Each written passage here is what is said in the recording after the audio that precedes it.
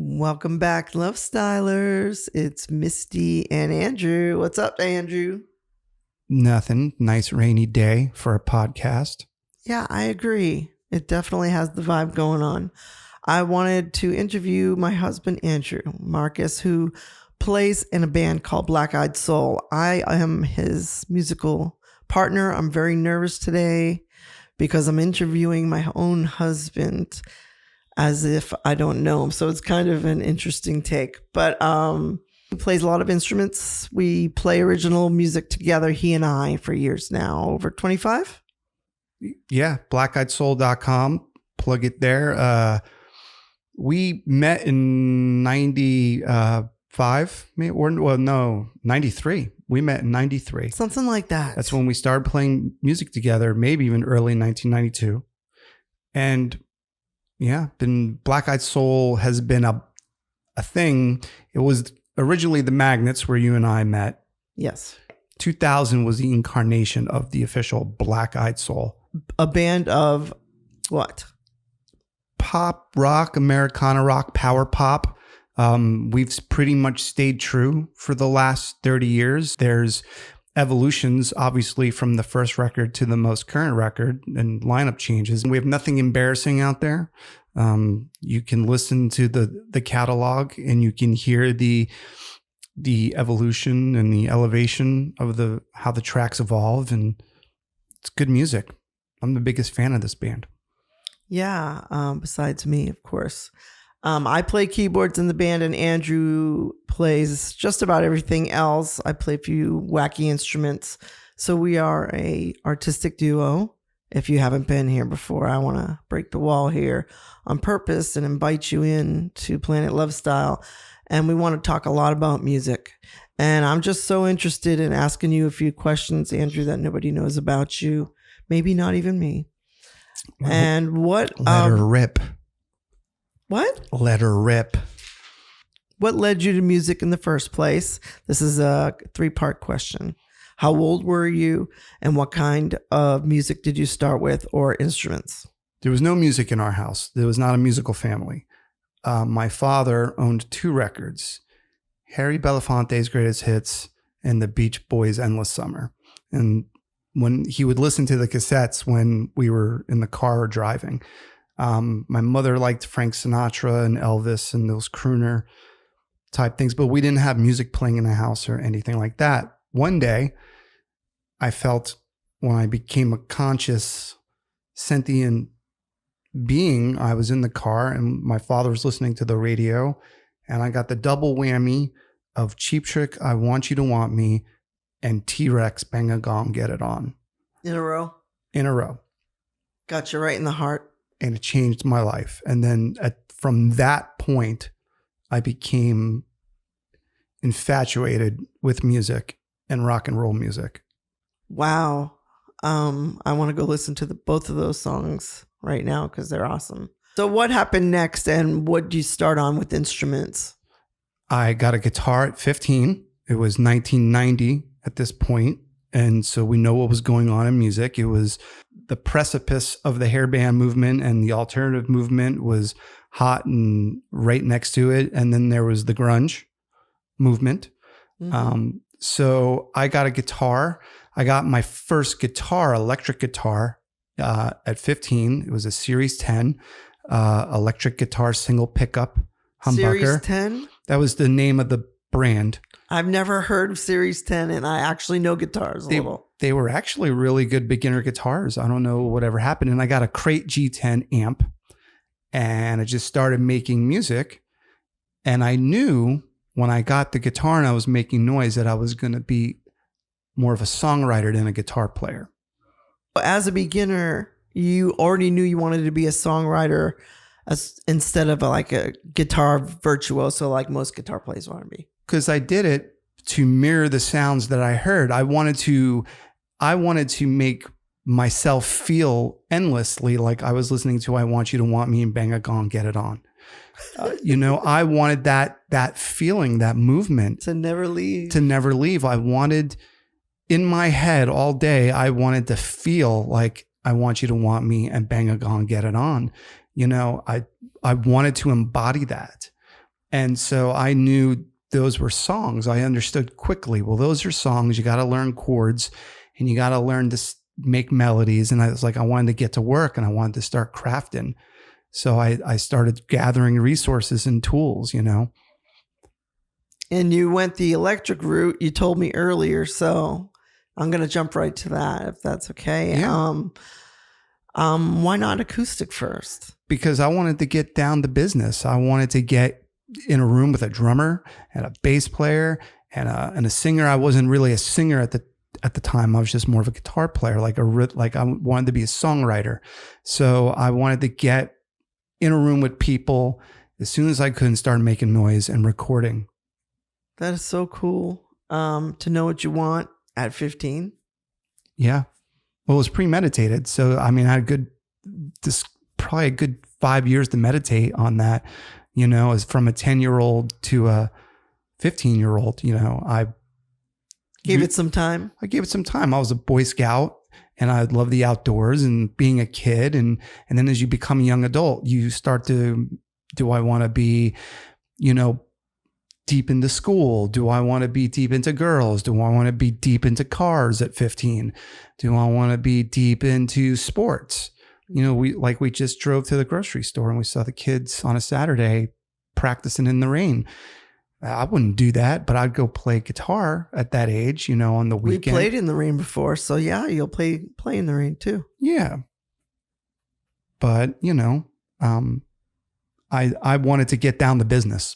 That's why I got the electric first. I didn't have time to play with acoustics. Okay, that's cool. I have some questions here. I'm going to read them off my paper. Okay. I'm sure you'll hear it through the mic.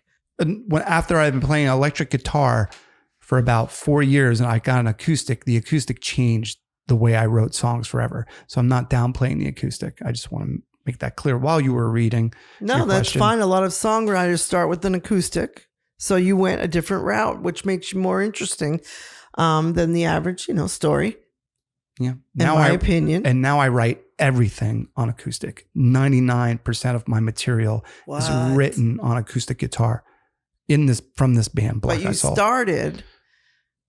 But you started on electric. Correct. So you went 4 years on an electric first as a songwriter. That's really interesting. Playing in bands. Because I wanted to be Paul Stanley, you know, or T-Rex. I don't blame you for either or. You know, I knew it'd never be Robin Zander. Robin Zander's God. Yes, he is. And T-Rex dude, what's his name? Let's give him proper. Mark Bolan. Mark Bolan. And he sings so weird. I love it. I'm kind of mimicking him by accident on this next record. So I know you're working on a record because we're about to release it, guys. Mm-hmm. And you know, I gotta break the wall sometimes here. And can you break the wall? I gotta piss. Break the wall. Yes. I'm sorry. Is that profane? Pee. We're gonna start calling it double B or something for bathroom break. I don't know. We might get funny on this show. We're kind of waiting for it to kick in naturally. The comedy aspect, that is.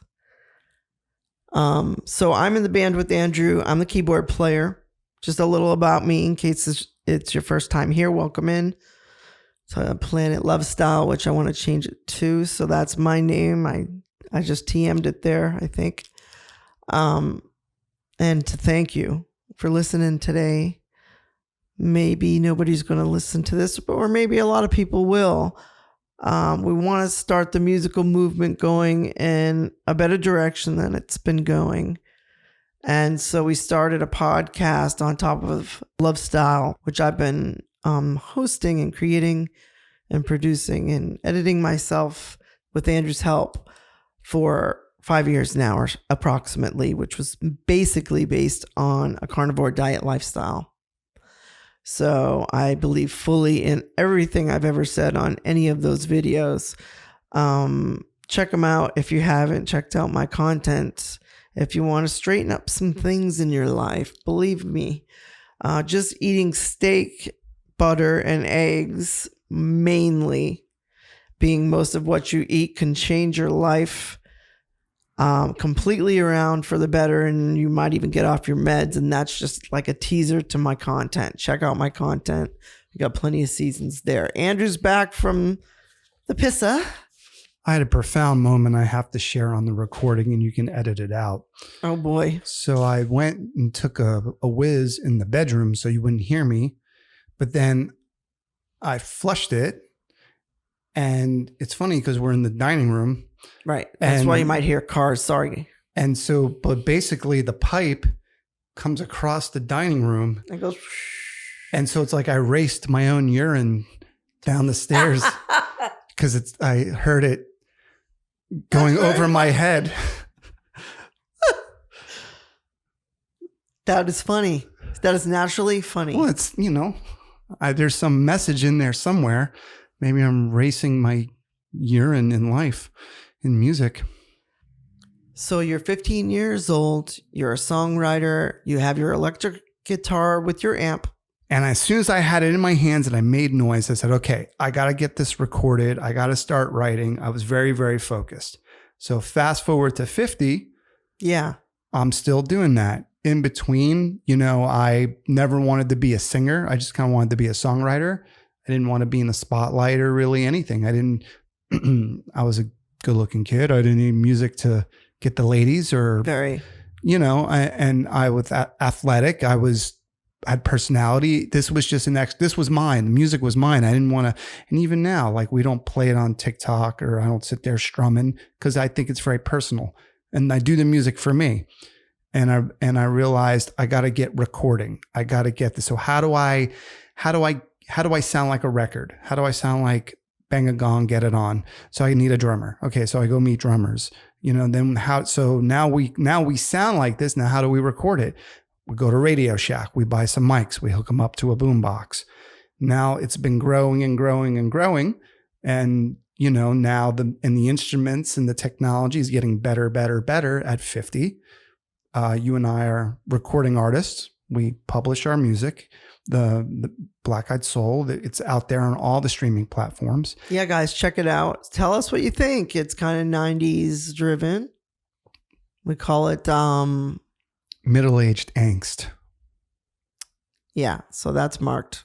Middle-aged angst belongs to Black Eyed Soul. Listen to the music. It's good. If you guys like classic rock, if you guys like heavier stuff, it's all in there. So present day, you're a recording artist. So what is Black Eyed Soul?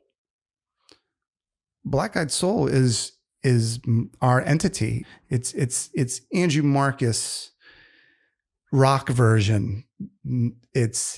I never wanted to be solo artist. I never wanted to be Andrew Marcus and the Black Eyed Soul, or I didn't want my name in it. I just wanted to be part of an entity, part of something, and I wanted to be part of a band. I always loved bands. Even though I love, Whiskey Town's way cooler than Ryan Adams. Like when he could say he's in Whiskey Town, and even he was had an identity, Whiskey Town, and then he had his Ryan Adams identity. I've not found the Andrew Marcus identity yet. I just want to. It sounds cooler too to be in a band name too. A band is cool. Band is cool. A band is cool. Let's be real. A band is cool. I like being in a band, even if it's just with you, because it's cool, man. And we have a lot to say, so it helps channel some of that. And we have a lot to feel. But I want to get to what you feel and back to you. I know you love Jay Farrar for his ability to be an entity, like Black Eyed Soul or Andrew Marcus is an entity, but now it's Andrew Marcus and Misty Marcus as the new entity, right? Yes, and I think I finally figured it out, which is the last words on this new record. I think I finally that's profound. My God, it is the last word. So more profound than me chasing my own urine down the house to downstairs from upstairs. More profound than that. More profound. I think why I've never wanted to be just Andrew Marcus is because I yearned for connection. So I always wanted to be in a band for connection with other players and other entities. I never wanted to be solo. I wanted to be part of something. You wanted to be with your street family, your tribe. My tribe. Yes. Yeah. Music does have a you meet pockets of people that you were supposed to meet along the way, that makes your sound different, and when you gel, it's like nothing else. We've only had it a few times, right, with a few members, and we don't have to name them or anything. No, we've had some very good members. We've had some absolute good members, and we've had some terrible members. Yeah, I kind of took over there, even though it was me interviewing you about you. I loved what you were saying. It's the connection, and even more profound than the urine, and even more profound than the connection, the psychosis behind being in a band versus solo. How profound is it that I play the band is just you and me, my wife, the woman I love, my best friend. So that makes it a band. I don't think we're solo artists. We're a band. You and me are a band. We're a separate producer, director, songwriters. We're a band. It's not Misty and Andrew. It's Black Eyed Soul. But it is us too. It is us too. But I'm all over your tracks. It's so unapologetically Andrew, and you're so unapologetically Misty on my tracks. When we co-write, like how you always have to play the last freaking note. After everyone stopped, you have to hit the same note again. It's on every single record. Get the last one in. Get the last one. Guys, thumbs up if you're like that and you're like me and you want to get the last word in. Even if it's instrumentally. And that could be a contest. Listen to the tail end of every single Black Eyed Soul song and recording and listen to how many times Misty hits a note after everyone else has stopped. I would do it more live, I think. Period. You know what I'm saying? You're more like commas than a period, or like. Anyway, let's get back to the interview, shall we? Yes. Let's look at my brilliant questions. Andrew, in all your years of playing in a band and various projects and recording and different things, playing with other members, 30 plus years now, what's the difference between playing live and recording, or is there a difference? And I think people don't understand that when you're not in it. So for the general public. I don't mind being a live performer. I'm not afraid of it. I don't have stage fright or anything, but I don't prefer it. I prefer being a recording artist. There's two approaches, from your equipment that you purchase to how you write your songs. If you want to write intricate songs, they're not going to come across in arenas or clubs. You want those for recording. If you want nuances and capture moods, that's where becoming a recording artist. And then also there's different equipment, like you have a live rig and you have a recording rig. Why buy both? I don't want to play live really at this point in my life. So I've adapted all my equipment acquisitions and purchases for, will this sound good on a recording? Everything I think about approach wise is for recording. How is this going to sound recorded? How's it going to sound on an MP3? How's it going to sound on a record? You play most of the instruments in Black Eyed Soul. We play at home. We clone ourselves on a recording device so that we can be the other members in the band, and then we play with ourselves. And, don't take me off YouTube for saying it, because I mean with musical instruments. So, Andrew, when you play live, I just realized something. You're restricted to one instrument, and you hear every day when you're recording on a regular Tuesday, how many instruments can you play? I would just say 3 instruments that I will stick with. I'm guitar always. I'm a great rhythm guitar player and not a bad lead player these days. I agree. I'm a decent bass player. You're an insane bass player. I have played bass on the last 4 Black Eyed Soul records. This one coming out.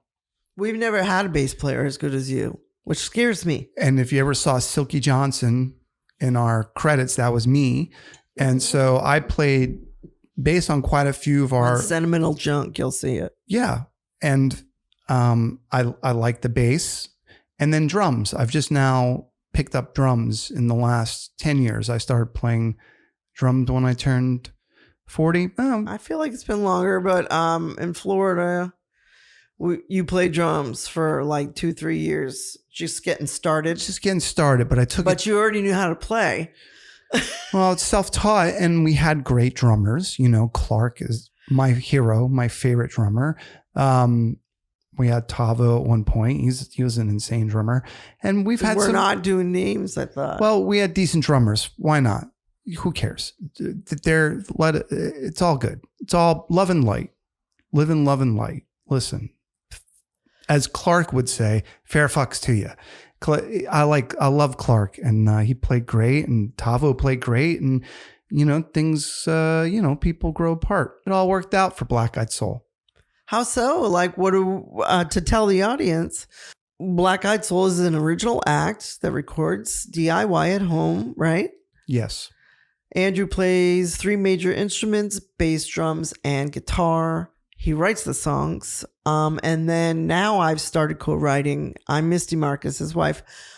And I just started writing songs, and I'm finding it very therapeutic. So I recommend it. And what's the difference now, do you think, that we're a duo compared to when we had all the different members and you were the main writer? I think the difference is that this is the most uncompromised version of Black Eyed Soul. I think through the years, we've had musicians that didn't share in the vision, and that's hard. It's hard always to find 5 to 4 people who agree on everything enough to make a great piece of art. Now it's just you and me, just because of pure isolation and just lack of inspiration to play with some other people, because you're become this amazing writing partner. And, thank you. And you've not only become this amazing writing partner. Like finally we have like that Paul and Gene, Lennon McCarthy, separation, but Tammy and George. Yeah, but we have the co-writing. We have that. We've locked into each other. You're an amazing producer, and I would take an amazing producer over a virtuoso musician any day. I would take an amazing producer. Slow motion this side, as Ralph Smart says. I would take an amazing... Damn, he's about to drop this mic. Ralph Smart, love and light, dude. I would take an amazing producer like you, an amazing partner songwriter over a virtuoso musician any day, because that's how you get the colors and the greatness, like the paintings we're surrounded with. That's where you get the greatness. The greatness. I love this. The greatness. Yeah. And that's what we're achieving now. The greatness. Something has changed, and I've fully accepted that this is happening. It's 111. Confirmation. This is happening. Like, it's happening when something happens in your mind so many times, whatever your degree of success looks like, when it starts happening in front of you materially or 3D wise, it's really something. It really puts a pep in my step after some shitty couple of years here. So I find music therapeutic. Do you? I just love it so much. So I guess that is therapeutic. If it's something you love, like if I love watching people wipe out on Instagram, it's something I enjoy doing. Music, I love listening to music. I love how it makes me feel. I love it. I love playing it. I love strumming. I love writing it. I like being in the same room as a bunch of musical instruments. I just feel like I'm like floating. Yeah, I love talking about it. I love learning about it. All the ends knobs around. Mm-hmm. It's very exciting. Yeah, and especially you've been getting into, because I'm watching a lot of Cubase videos because we're in the mix stage, and shout out to Don Segalis and Mix. Oh Down. Man, don't make me look it up. Music Mixdown, the Cubase guys. So you're learning quite a bit of the technical end, and I love learning the technical end. I love learning the writing end. I love learning the historical. It never end. stops, the learning, because I'm an old hack, and sometimes it's fun to learn how to be a producer. I don't know how I learned, but you taught me, I guess. I watched you. You watched Chris Heading and Mark Brazel. Yep. Shout out to Zone Studios, Melbourne, Florida. They have a nice family that kind of sticks around for each other and has each other's back in some sort of way that does not happen here that I've found in Tennessee. Sorry. We're not in Nashville though, so that's a whole other scene. And Chris Heading, I don't know if he still has TGIF, incredible guitar player. And I learned everything. Yeah. I learned everything, and Mark's an incredible drummer. I learned everything recording wise by picking Chris Heading's brain and watching them and Mark Brazel. I must have learned from you who learned from them. So thank you guys. If you listen to this, we appreciate you. And all the ex-members of Black Eyed Soul or Magnet, love and light, peeps. It's been fun. We had some laughs, right? No. Not enough, maybe. No, not me. It was always hard work for me and wrangling, and wasn't a party for me. That was the problem. I want to hear about this. I thought it was a party. It's a party when it's done. It's work. It's a labor of love. I take it very seriously, maybe too seriously. And maybe now that I've let loose a little bit, like this latest record, singing a little differently because I've grown older and my voice is not as squeaky as it used to be. Or right now. Well, right now, like I loved Robin Zander as a singer, so I tried singing like him as much as I could. And I love Elvis Costello's enunciations. You sound a little like Tom Petty, but other than that, I prefer your voice to any of those guys. Well, if you listen, like Tom Petty's got the enunciation and he's got the angel voice like Robin Zander. So that's like a perfect. Tom Petty has just the magic, man. He stands by, he's like, I'm Tom Petty and I approve this message. He wrote the songs. He's singing his songs, his emotions. His way. Even, and he makes, when he did the Listen to Williams cover, he made it his, That's so cool. He was convicted. It's very we much a love loss. You, Tom Petty, if you're listening from wherever you reside. From 15 years old to 50 years old, what's going on in present day? Well, I was going to reflect on milestones. The greatest milestone that I'm going to say for me was the first time I heard a song that I wrote recorded. And I heard my recording back of the song, my own song recorded. Like when we mixed it and it was on a recording, that was the sound I wanted to hear. That was the wave I wanted to surf. That was the path I wanted to walk. That was the direction I wanted to go into. I wanted more of that. I wanted to hear more of that sound. I've never let knucklehead musicians slow me down. Personalities, money. I've worked 4 jobs. We were talking about my first Rickenbacker. The first time I heard my music, I was like, I want to hear more of that. And that drove me to this day to hear more of that music. Not more of me necessarily, but more of those songs. Because I love, those are the songs my soul was looking for to hear. Wow, that's really deep and profound and cool. Thank you for sharing that. That's very personal. I never cared if anyone ever heard those songs. I have a recording of them and I love those songs. I'm the number one fan. It may sound like a dick, but I'm the number one fan of this band. You should be. So I'm right there with you. I'm awesome. I think I'm awesome. I think you're awesome. You are awesome. So are you. And it wouldn't sound the way it sounds now if it wasn't for you. You were my partner. You're my muse. And you're my producer. You're my boss. You credit me for playing bass, but you write the bass lines and you've written a lot of your songs on bass. We agree on every single note I play on that bass. So it's as if I'm your little drone. Well, if we had more musical friends who wanted to join us eventually. We'll see. It's almost like we're replacing another person that's not too much you, too much me, which is really kind of trippy. It's trippy. And like we talked about, we're time stacking. Yeah, man, expanding. I love playing drums and, and how our new songwriting process is. And I don't know if we ever talked about this, but real quick, you used to sing one song a record and I used to pretty much write everything else. Yeah. Now it is truly 50-50 since Almost Fiction, which just came out this year. That was 50-50. We co-wrote everything together. And you would come in with an idea, we'd evolve it. I'd come in with an idea, we'd evolve it.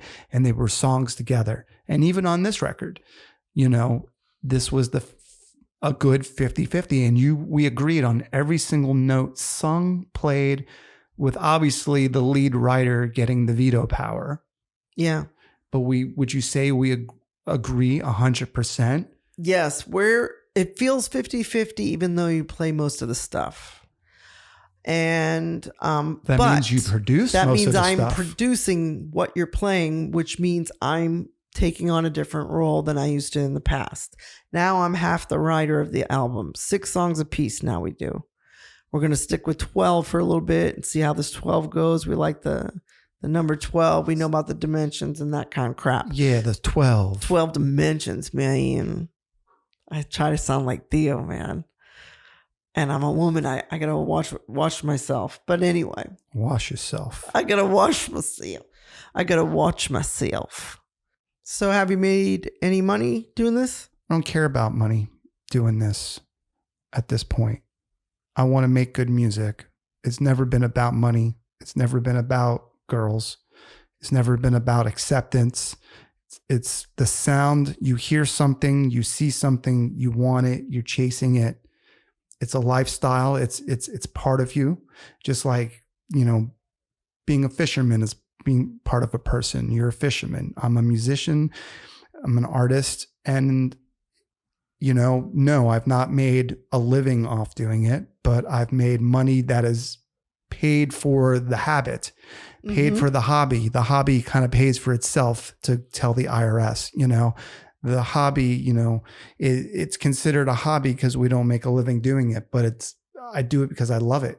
And if I've worked 4 jobs, I've worked 1 job, I've worked 17 jobs, I've recorded shitty bands, I've recorded really good bands, because I needed a piece of equipment or on the side. Yeah, on the side. To build our home studio, I knew we had to have the studio.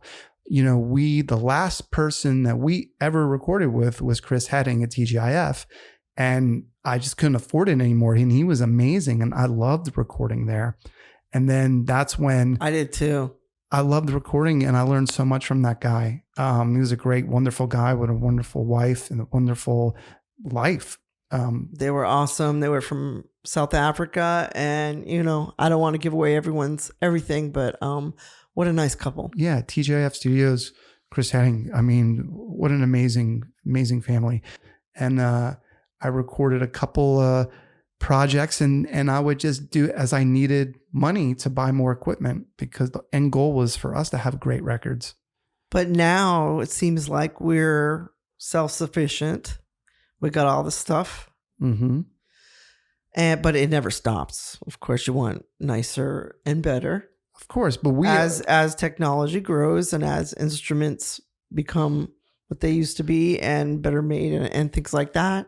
I would say we have an industry minimum standard of what it needs to make that makes sense. A very beautiful record. So do you ever play cover tunes? I never liked playing cover tunes, and not because I didn't like, I always loved my own material, but I wasn't, I'm dyslexic. It was hard for me to play other people's material, but I was never good enough to play Rush note for note or anything. So I liked writing my own stuff and strumming and singing. You told me in confidence that you used to teach yourself how to play guitar. Will you tell the audience how you did that? I forgot what I told you. What did I tell you? You played to the Kiss record? Oh, so... Because it was easy or something? Yeah. Well, not because it was easy, but I loved the first Kiss record. And I somehow discovered that record when I started playing guitar. And it was a great bar chord record. And I mean, it was just pretty much all bar chords. So really, I learned that record note for note, all Paul Stanley's parts. So he plays bar chords? Probably plays a lot of bar chords. On that record, there was a lot of bar chords. Okay. Could be playing the record wrong, probably, but. But you took a little lesson? I took a couple lessons. Like I said, I didn't want to be a virtuoso. I would learn enough to be dangerous. Then I would stop. I had an amazing teacher. His name was Carl Saloni. I hope I said his last name correct. Beautiful man and an amazing guitar player. He was the only guitar teacher I ever had.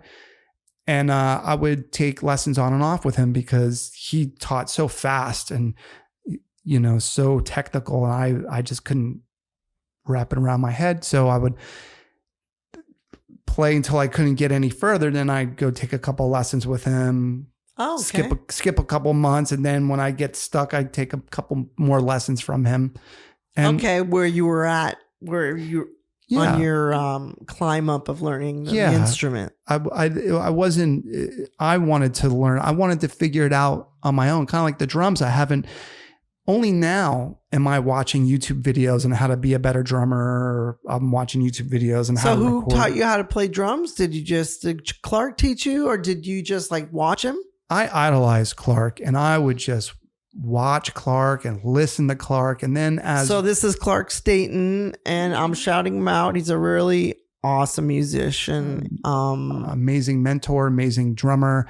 Our third, soulmate in music. If there was one, it was him. I would say if there was a third tribe member and a fourth tribe member, I would say definitely Clark would be the third in seniority. Yes. We know who 4 is, and potentially 5. Back to your question, who taught me to play drums? There was another phenomenal drummer in Melbourne, Florida, Dave Burley, who played for the Screaming Iguanas of Love. And when I worked at Florida Discount Music with him, cool name, back when I was a kid in my early 20s, he would always teach me I would always play the electronic drum kits when no one was looking. You were working in a music store, so it was helpful. Yeah. And he would go, hey, try this lick. And he turned me on to Elvis Costello. When he saw us, he goes, hey, you kind of sound like this guy. You should listen to him. He turned me on to him. Changed my life. Dave Burley, I give him a shout out. Changed my writing forever because he introduced me to a whole genre of music I wasn't exposed to.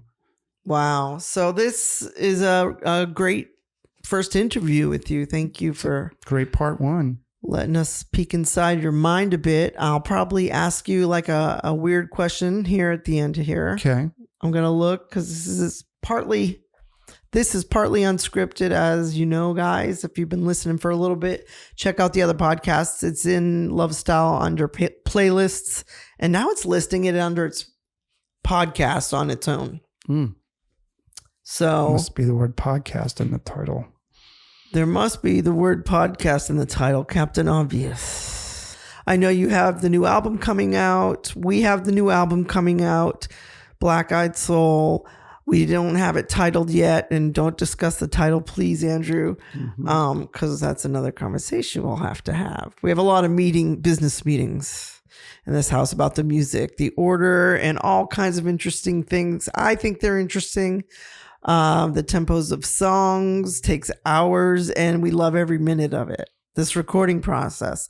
So, Andrew, what's the most valuable lesson you have learned after all these years of recording and DIYing it and grinding to get the money to do it and paying yourself back and not making a ton of money in the music business? What can you say for the budding artists that are listening? I think you hit the nail right on the head. I think you said it absolutely perfectly. Partnership. The most valuable lesson I've learned from 15 to 50 in the music industry is partnership. Is you have to have good partners. And Amen. You have to have a good musical partner, but also a good business partner. You have to have a partner that you can trust to put on a live stage and that they're going to represent the band correctly. You have to have good partners that are on the same wavelength of the musical direction. because if you're not partners from the finances, like we say, when people ask me about our marriage, What do they ask? they say, well, how do you and Misty have a great marriage? I said, it has to be a partnership from the bank account to the bedroom. It has to be, I like it. and same thing with music. It has to be a partnership from the bank account to the bedroom, and the bedroom being the finished product.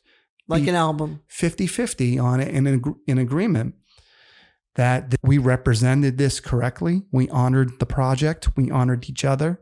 We did this out of love, and we honor the sound. Yeah. Our new album's coming out soon. We're down to mix 4 on the outgoing part. It's like, guys, it's like 99% done. This is an exciting time for artists. If you're into this stuff, keep tuning in. We're going to talk about a lot of music stuff from now on. And I hate to let my carnivore people down, but there's 180 some odd videos about that you can enjoy. They're still true to this day. We still practice it today. But I want to introduce you to Black Eyed Soul, which is our band. And it's basically Andrew and I playing at home, one floor above where I'm sitting. And we do what we can with what we have. We're not virtuosos by any means. We call it middle-aged angst. That is the genre. Middle-aged angst. I'm coining it. I'm being a little loud and proud about it. My haters are going to hate this episode. My lovers are going to love the episode. We appreciate you anyway. Bring on the trolls. We're intelligent people. We can get through this thing. But I wanted to thank Andrew for his wisdom today about the music business. And I find him very interesting. I hope you do too. And our story of Black Eyed Soul, the band that makes itself every day, every moment, and changes with the times, coming up in this beautiful 5D future that we believe in 1,000,000%. And we believe in our product. We believe in each other. We couldn't do this without love of all types and a lot of tweaking. So we're hoping the future of this podcast, we're going to start talking about workflow. We're going to start talking about recording procedures, how we rehearse as a duo, how do we multitask as a duo, what we record with, sounds we're getting, equipment we're using. Yeah, we want to bring you guys along. So stick with us if you're interested in any of that and other random thoughts. Be sure to like, share, and subscribe. Thank you for listening to Lovestyle. We'll see you later, Andrew. See you later, Misty. Peace out. Peace out.